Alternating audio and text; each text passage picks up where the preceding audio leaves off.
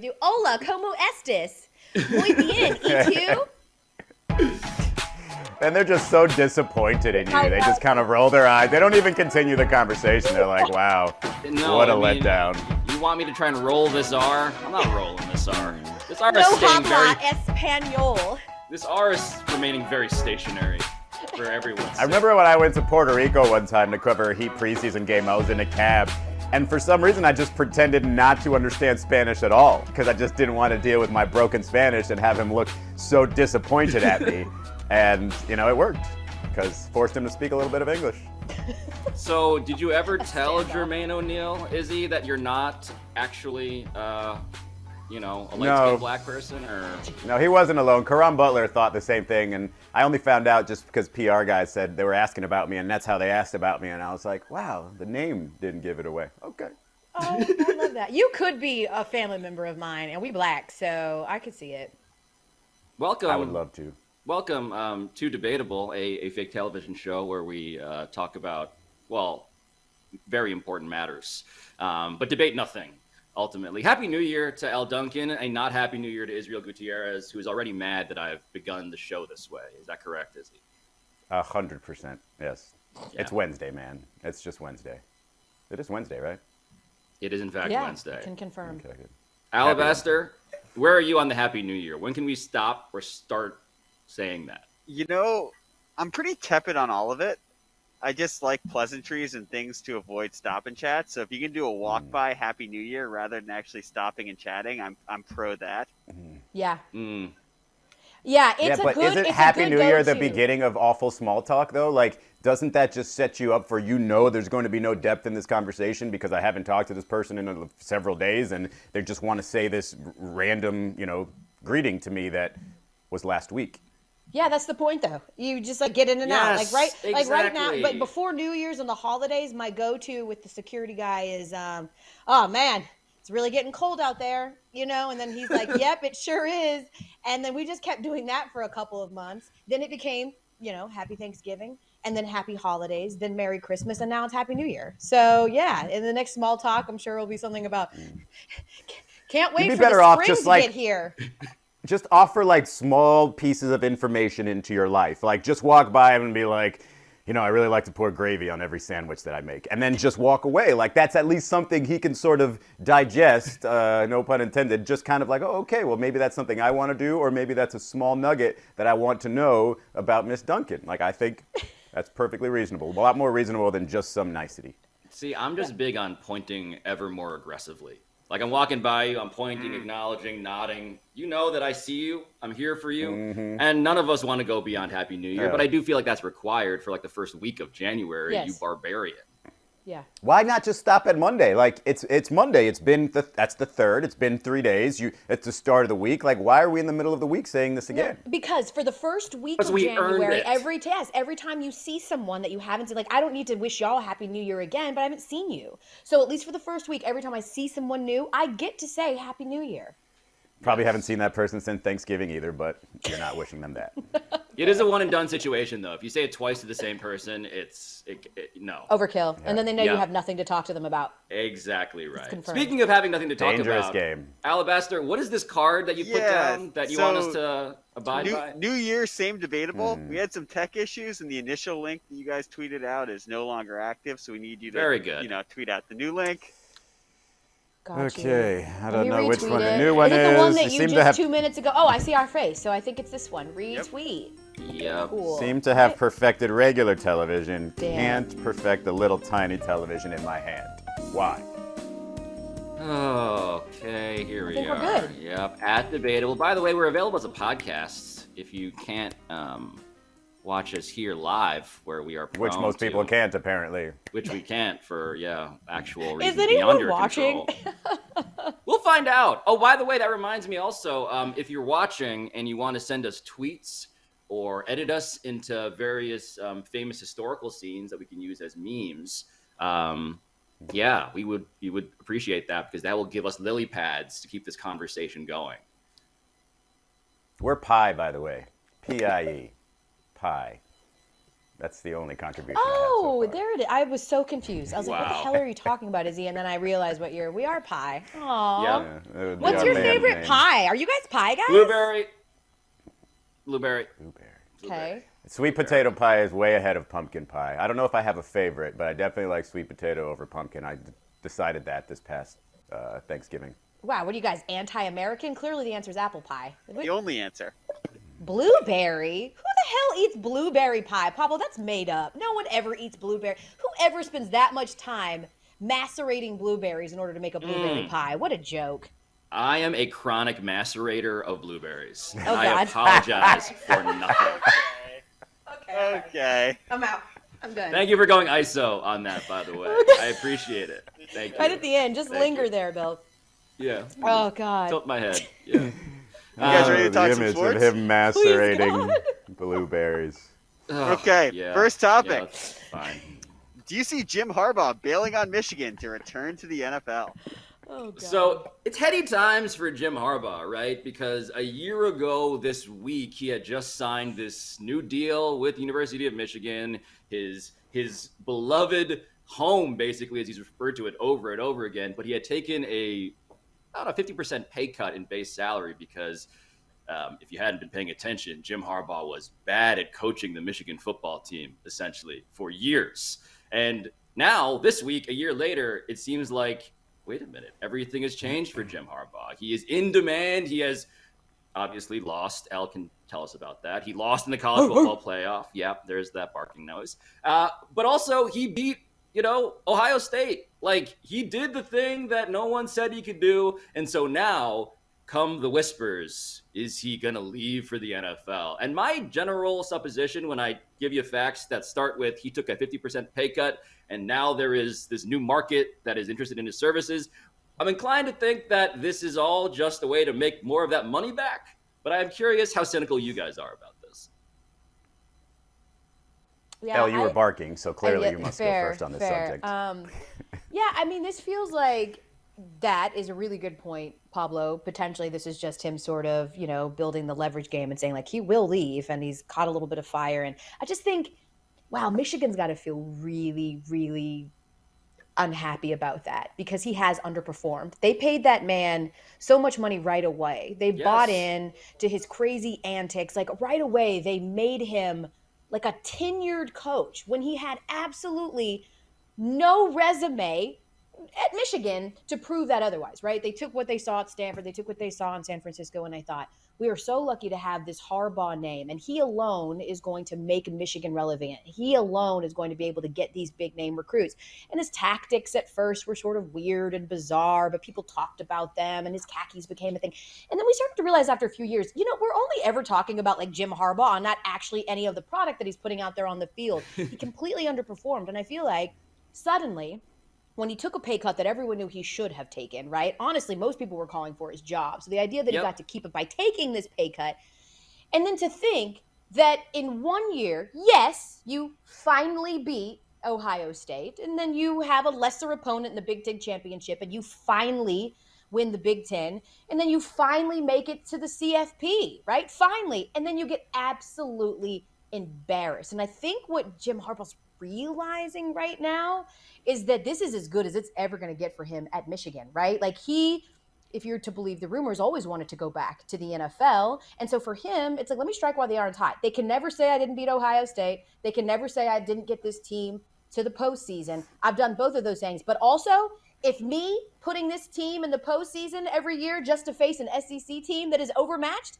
is what is going to happen for me in the future, I'm going to bounce and go back to the NFL. I see why he's doing it, but if you're Michigan, you are so disgusted by Harbaugh doing something like this after the blind loyalty you've shown him for the better part of a decade. You know what's crazy to me? Like, it's off the top of your head without looking down at a card, promise me. How long has he been at Michigan? Oh, it's like almost a decade, right? Yeah, like 8 7 years or years. something? 7 years. 7 years. It's- There you go. 4 10-win Yeah, seasons, I've 7 read- years. Yeah.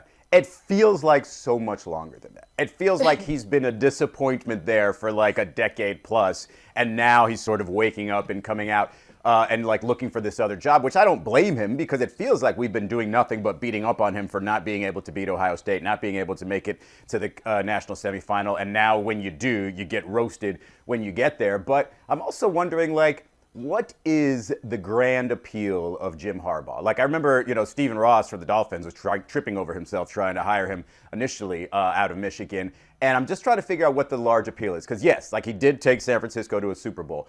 At Michigan, what has he done to make you think he's going to come to the NFL and revamp an organization? Is it offensive or defensive ingenuity? Is this like this, brain for football that we haven't seen? Not really. You would think that, having Michigan and being able to get whatever recruits you want and shape the team however you want, if you're really innovative, you probably wouldn't be like this rushing team that's like, 3 yards in a cloud of dust and isn't going to be able to compete with these, high power offenses with no quarterback. So, I mean, I understand he took the Niners to that Super Bowl. He has won, but no matter where he's been, he hasn't won enough. Like, he hasn't won enough to say, okay, this guy's guaranteeing me success at the, Super Bowl level if you're the NFL. And the longer you stay in college, the more sort of disconnected you are to the NFL. And the longer the more often there are Urban Meyers stinking up the NFL, the worse it's going to look for college coaches going to the NFL. So I look at Jim Harbaugh and I'm just like, wow, like you're offended that all those coaches that we showed earlier got paid more than you, and that's fine. But what have you really done? Well, look, there are the questions of like, okay, what has he really done? And Alabaster is repeatedly jabbing his alabaster finger at the fact that, yes, he went 44-19-1 in San Francisco, went to the Super Bowl in 2012, 3 straight NFC title games. All of that is so. But we've now analyzed this question from, okay, how should Michigan feel about this? How should these prospective NFL teams feel about hiring him? What about if you're Jim Harbaugh, like himself? Because for me, what I would warn him, and I assume this is legitimately a thing that he has thought very long and hard about already. Like, this is kind of your dream job, and it's kind of, if you can coast on the credit that you've built this season, like, did you want to be the tenured professor who gets to retire and do this forever and be beloved as that guy in Ann Arbor, right? Like, being an NFL head coach seems so miserable.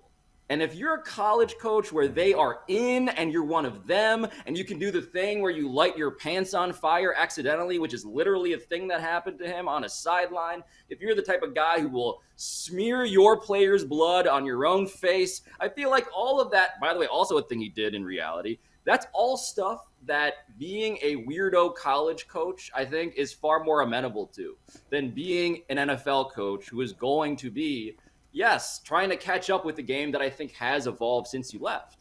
It's ego. Don't you think that's been sucked out of him a little bit, though? Like, over the last several years, like, it hasn't really been that version of Jim Harbaugh. Maybe it's just, he needs a new place. He's not even wearing khakis anymore. I know. That's what I mean. Like, It feels like he's been he had this sort of, like, midlife coaching crisis, and then finally got the thing that he'd been trying to do. He won the big one. He beat Ohio State. He finally has that signature win on his resume, and now he wants out, reportedly. And Elle, you were saying it's ego. Maybe this is a thing that Nick Saban fell prey to that ultimately brought him back, by the way, to college on the back end of that whole Miami Dolphins experience. Exactly. But that's the point, though, right? Is that, like, okay, Harbaugh's never going to be Nick Saban or even Urban Meyer at the college level, but he could get something over on them. He could prove yet again that he can be successful at the NFL level, because at this point, going from Stanford, then to the Niners, then back to college, when you think of successful runs, right, from college coaches going to the pros, he falls on that list right now. He does. Most people would tell you that, right? Along with Pete Carroll. Like,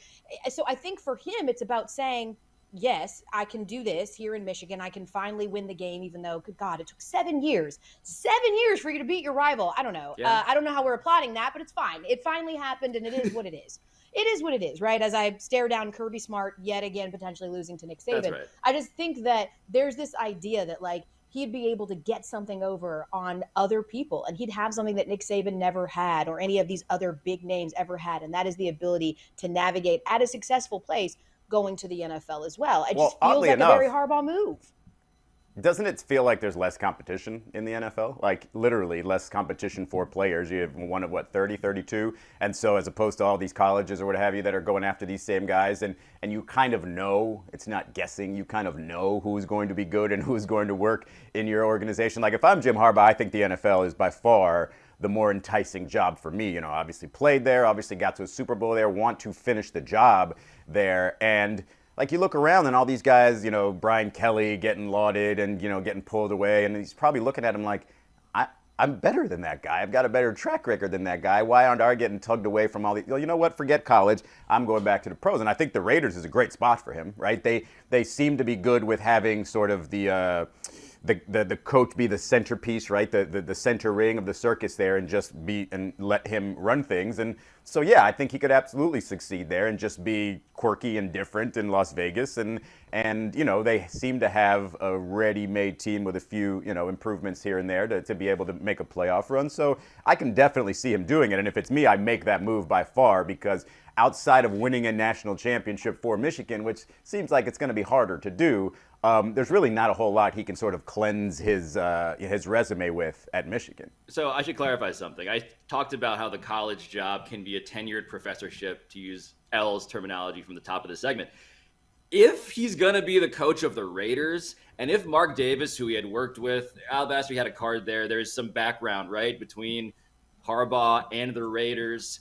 If there is that relationship, because he began coaching there in 2003, is friends with Mark Davis. If Mark Davis is still handing out 10-year contracts for $100 million, like the most tenured coaching job that exists in like coaching history, as John Gruden got, if you can get that one specifically, yes, the math on this does change for me. I would want that job in specific.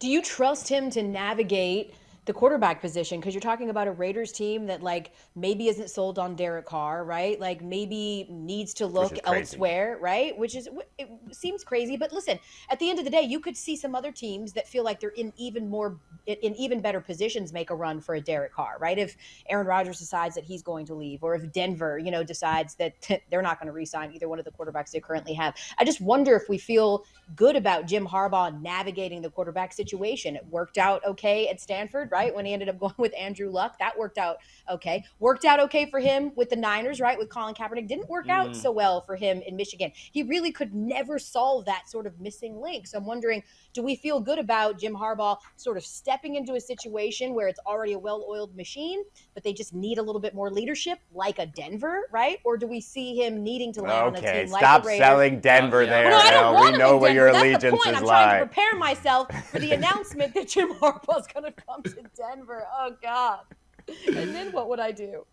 The thing about Harbaugh, though, and like, you know, having to find players, it is like, I thought this was the guy. I mean, Jim Harbaugh, part of his legend is that he literally had sleepovers with recruits in a non-creepy way somehow. Like, he managed to thread that needle where, like, we were like, oh, that's endearing.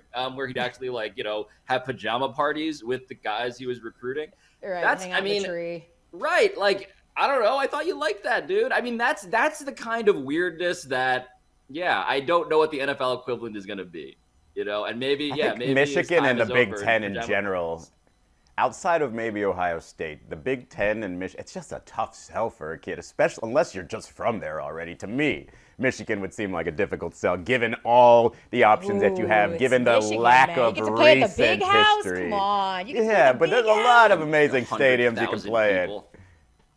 You can play in LSU. You can play in the Swamp.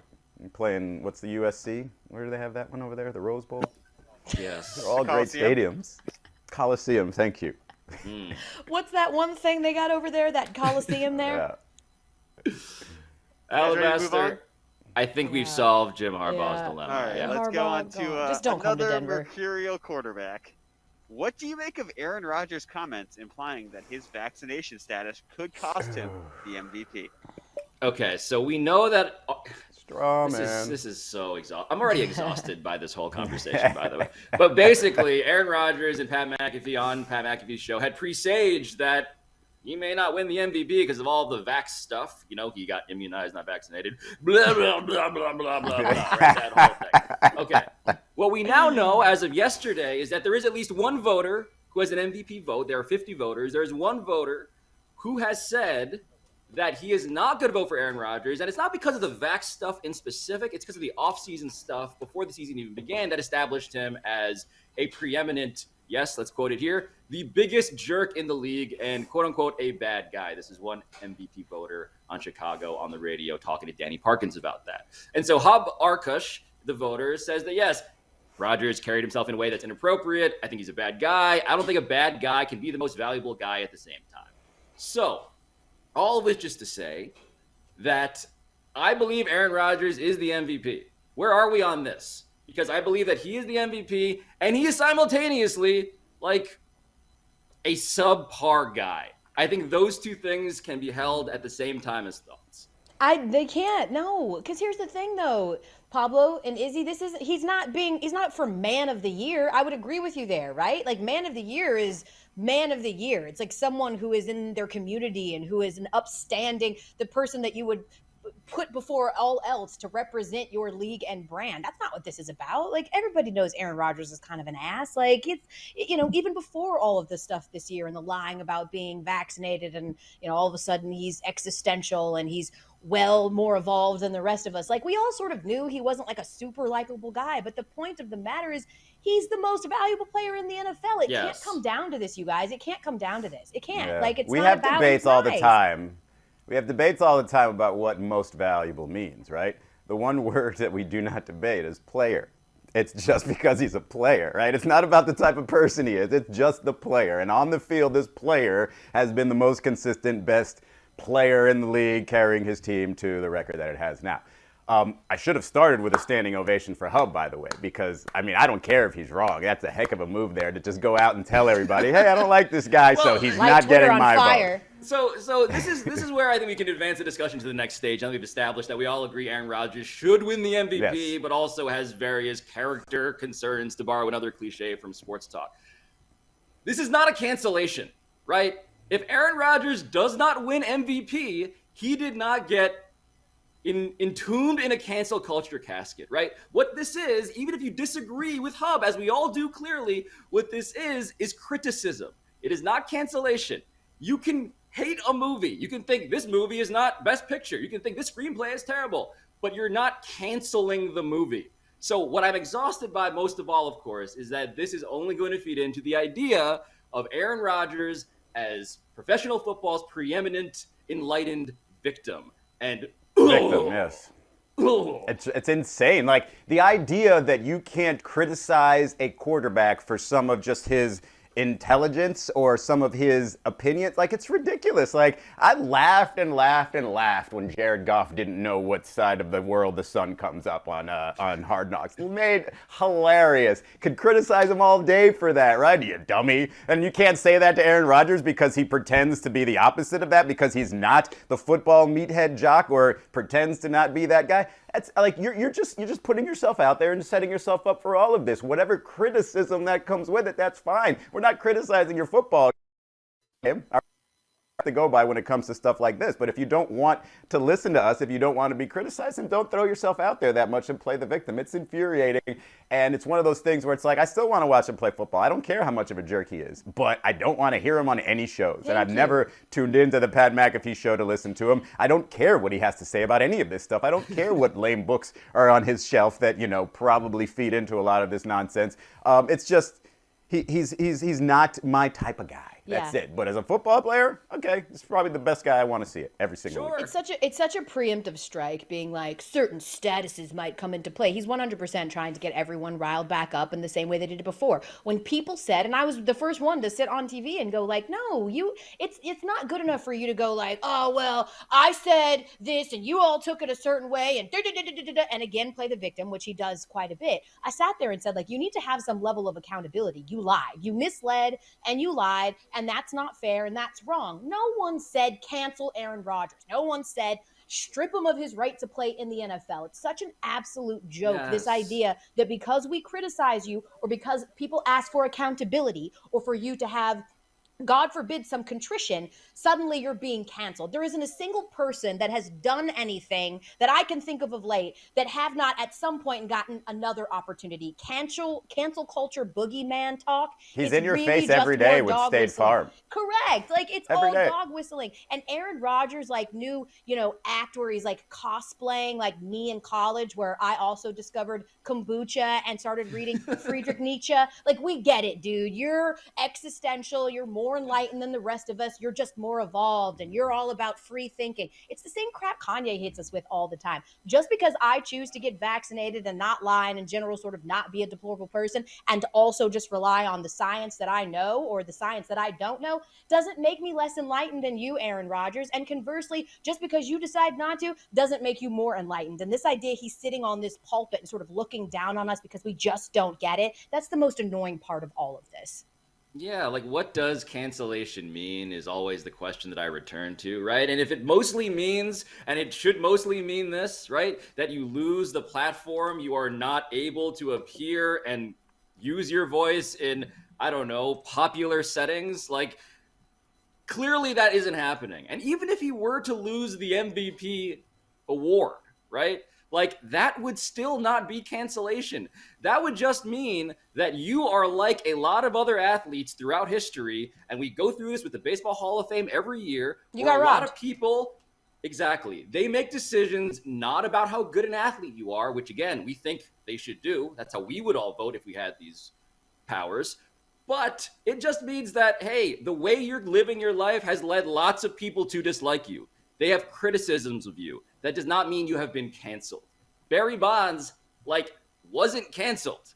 Barry Bonds has been obviously criticized, obviously shut out of the Hall of Fame so far. I would not call that a societal cancellation. Not when he is also, this is now getting into a far field conversation, but the dude got a job for a baseball team with the Miami Marlins, right? He's out there. Cancellation needs to be a word that we deploy more strategically, and we deploy it all the time. Correct. You know who else has been criticized despite keeping things close to the vest primarily throughout his career? Is Tom Brady. There's been a couple of things he's been criticized, whether it be somebody he supports, whether it be somebody he follows, whether it be, the TB12 method and all that stuff. If Aaron Rodgers doesn't win the MVP, it's going to be Tom Brady. And, so it doesn't really matter what we think of them and who's going to be criticized or what have you. But the Hall of Fame conversation is probably the best example of that, right? Like you play your whole career, you think you're going to be that person, and now for the rest of time, or at least for the rest of your life, you're probably not going to be that person ever. And so that's the greatest version of that. Missing out on one MVP, not going to be the end of the world. You know what, Hub? I think you should convince more people not to vote for him. I don't have a vote, so. Can we just advocate for just approaching things with nuance? Because there is no just right or wrong way to treat everything. People like Harvey Weinstein should be canceled and has been, right? He is a disgusting go to jail. Sexual predator. The ultimate that's cancellation. Correct. Yes. That is the ultimate cancellation. And I'm sorry, if you're racist and you're caught and you lose your job, you should. You should. You shouldn't be a judge that gets to use racist language and then keep your job. That's very different, though, than saying Aaron Rodgers is kind of a sucky person because he's a bit of a liar, and also I don't like his personality. He thinks I'm smarter than me. That also does not mean, though, that you rescind your vote or don't vote for a guy like that. When you talk about baseball, you're talking about Curt Schilling. We do this every single year with him, but the numbers are there. That guy has proven himself to be a racist troll. He is a terrible person, and not in the way that Aaron Rodgers is terrible, in the way that, he offends people everywhere he goes. And that, yes, should keep you out of what is considered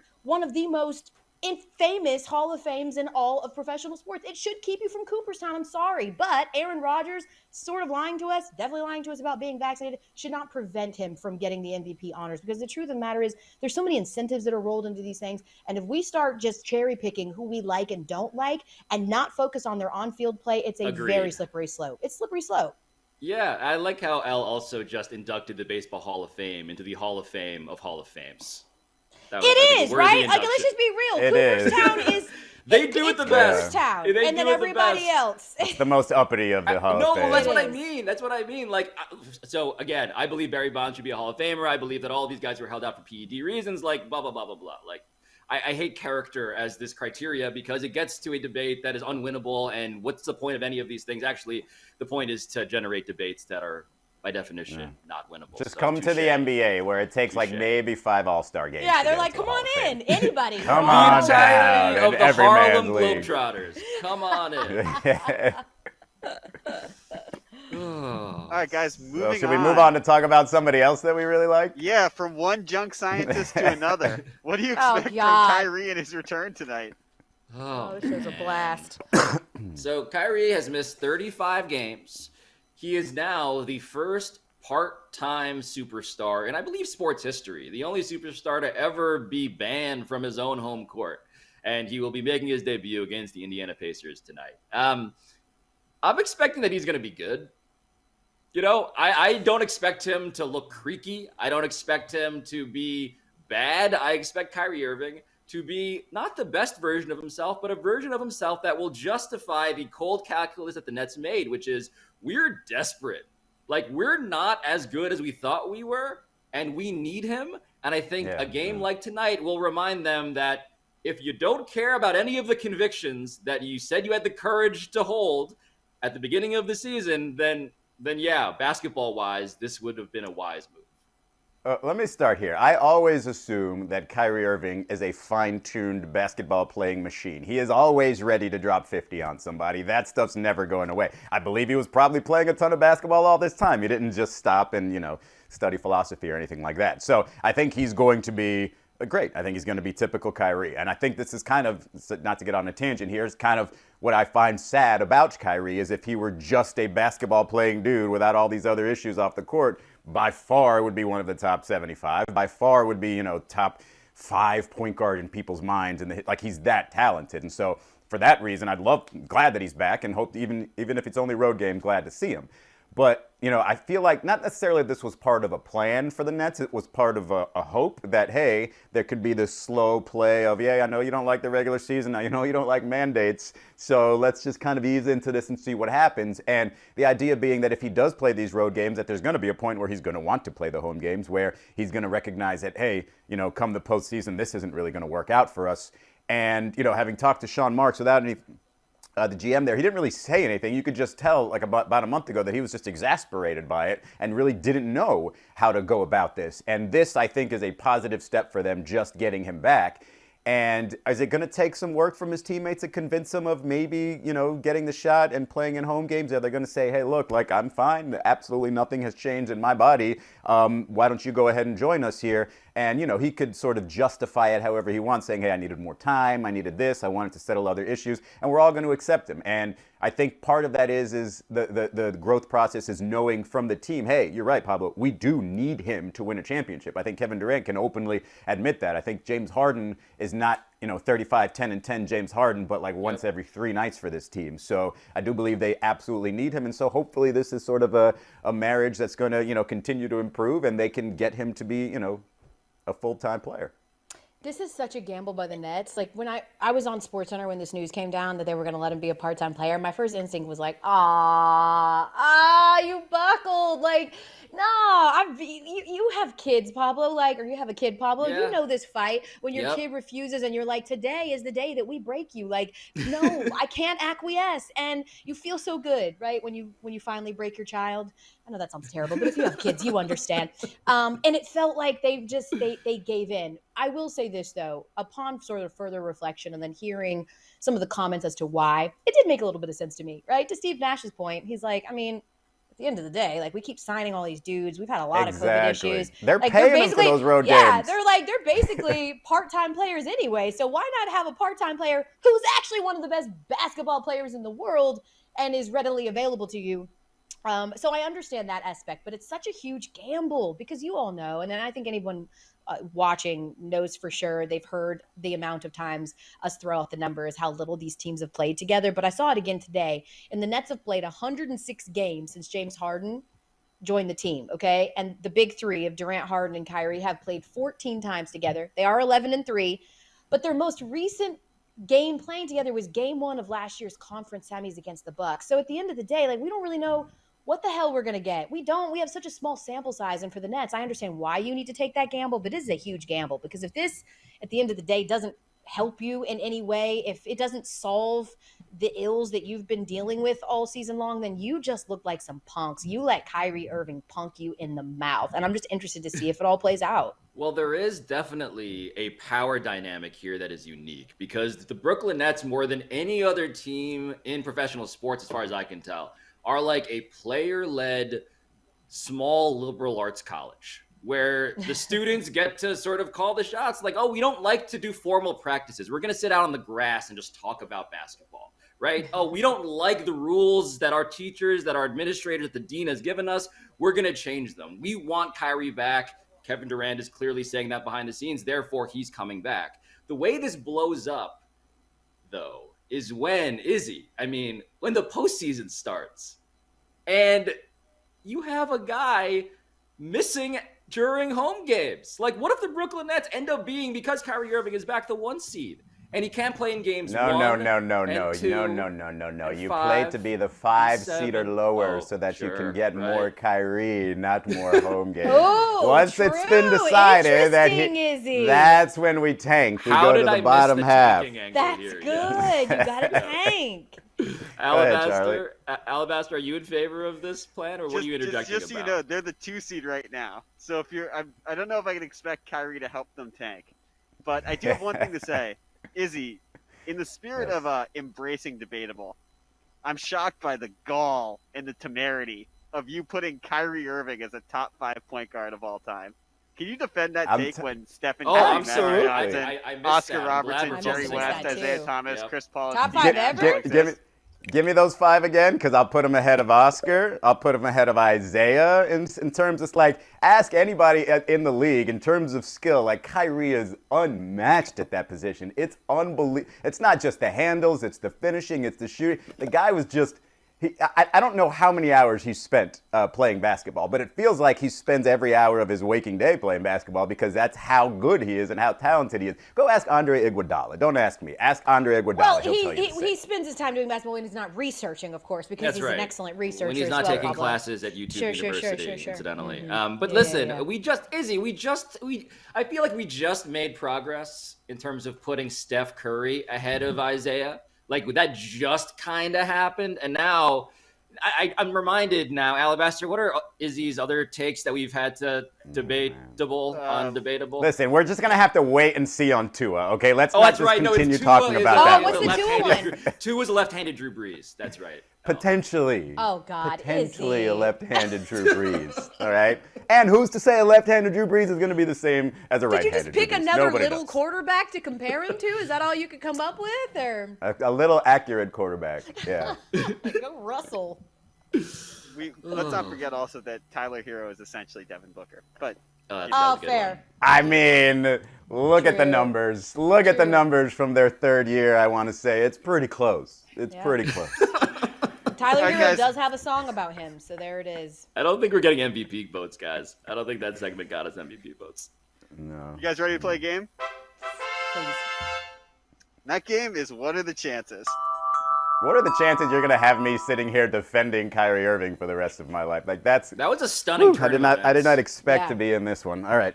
I'm going to All drop right, on guys. SportsCenter tonight. I'm going to be like, Kyrie Irving, who Izzy Gutierrez has marked as a top 5 point guard in all time. I'm just going to throw that in and then just watch your mentions blow up. Sorry, Charlie.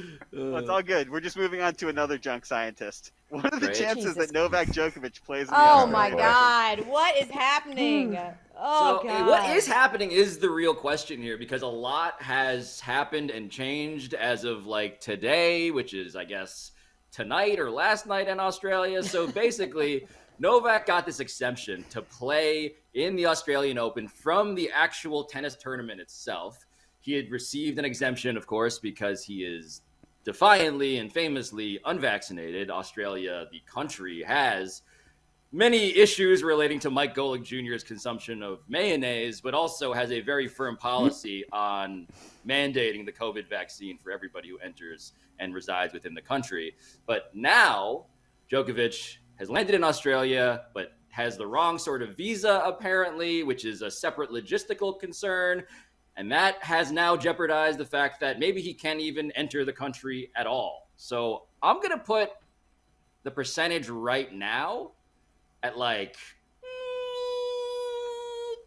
give me Fluid. give me a 10% on that, Alabaster, because I feel like Australia, the country, is very angry about this, and Australia, the country, seems to really have more courage of its convictions than the United States at the moment, as it results in this vaccine. For sure. He's got, what, 9 Australian Open titles? So I'll put that at 9% then, because that's the only reason, like the lure of Djokovic is the only reason he's going to possibly get excused or get this exemption. Can I read you this headline, or at least a tweet from the Daily Beast? It said, breaking, world number one tennis player Novak Djokovic has reportedly been refused entry to Australia following a national outpouring of rage over his vaccine mandate exemption.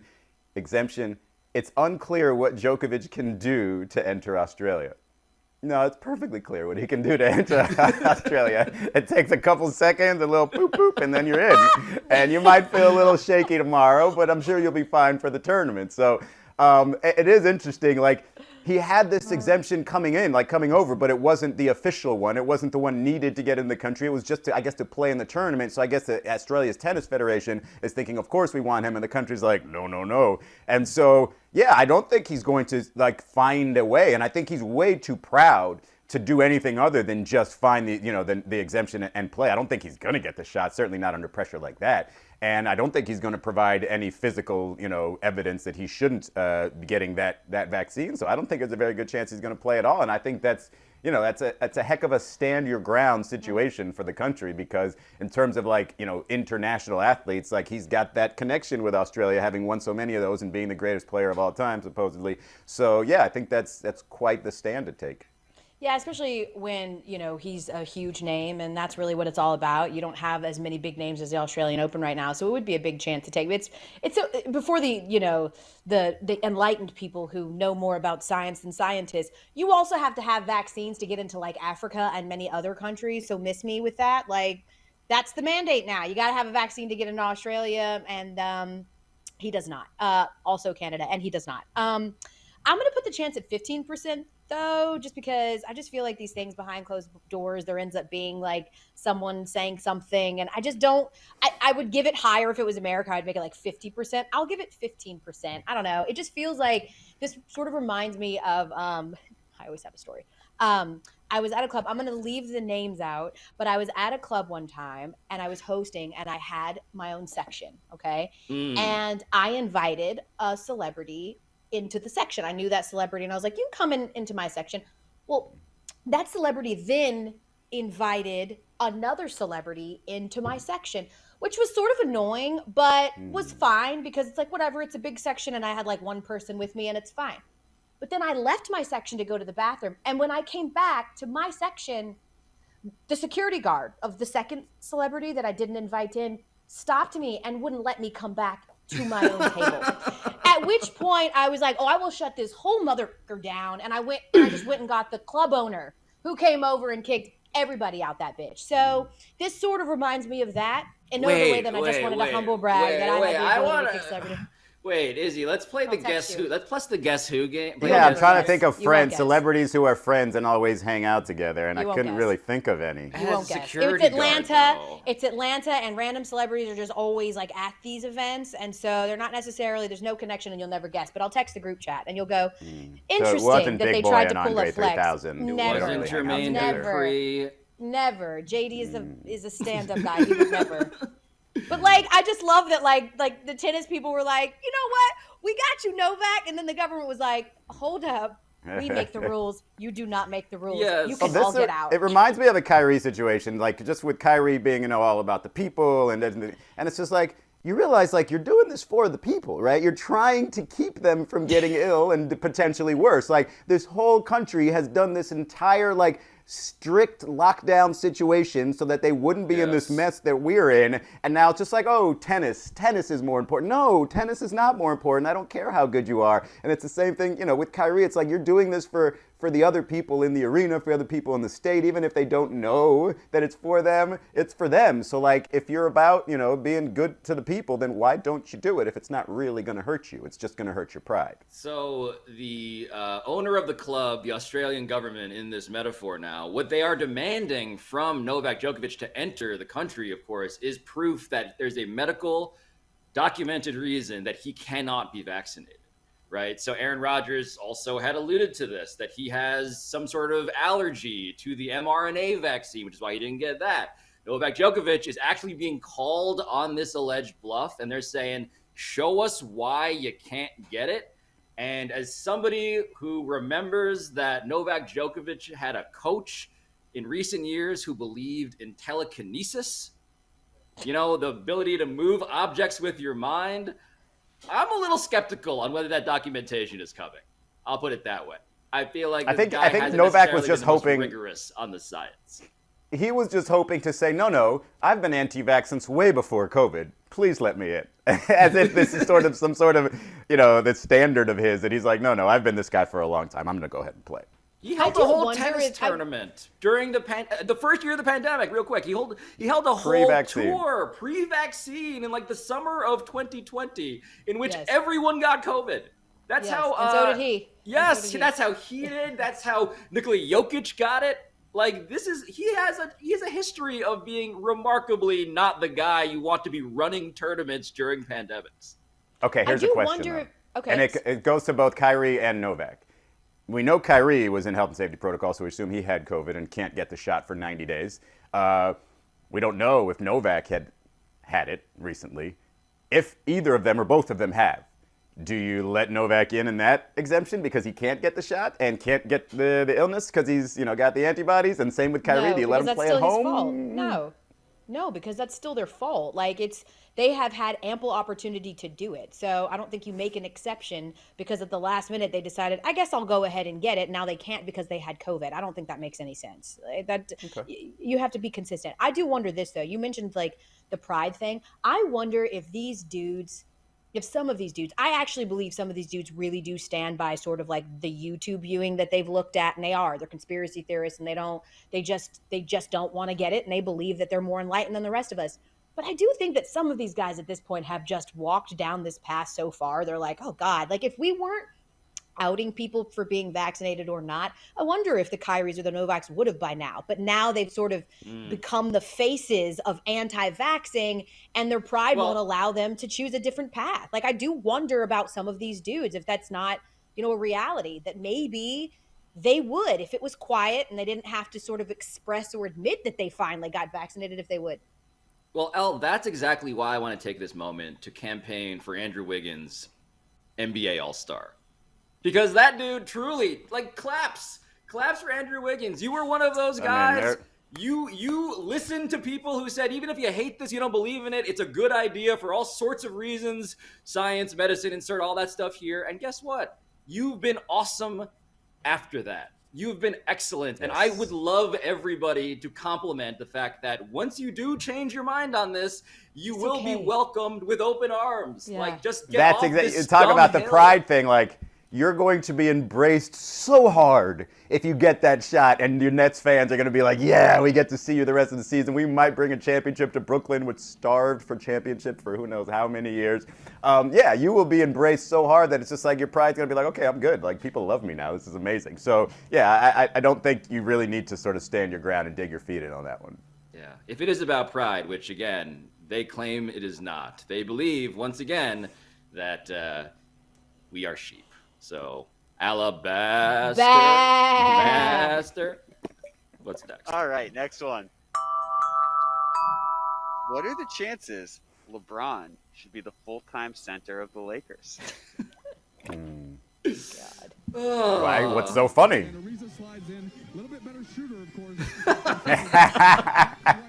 That's not where he's waiting. The jump ball. We can just talk about the jump ball being the most useless thing in the world. Like, you're going to get the ball to start 2 quarters. You're going to get the ball whether you win the tip or not. The only tip that matters is the tip at the beginning of overtime, because there's just that one overtime, presumably. Wow. So many. Look, they just want to see how it feels, Izzy. Why doesn't the tip matter? It doesn't. It doesn't. You know when it matters is when you have like Yao Ming out there and somebody like Brian Grant says, I'm going to win this tip over that 7'6" guy. And he wins it and everybody feels good about it. But that lasts for about 3 seconds. So tip ball's nothing.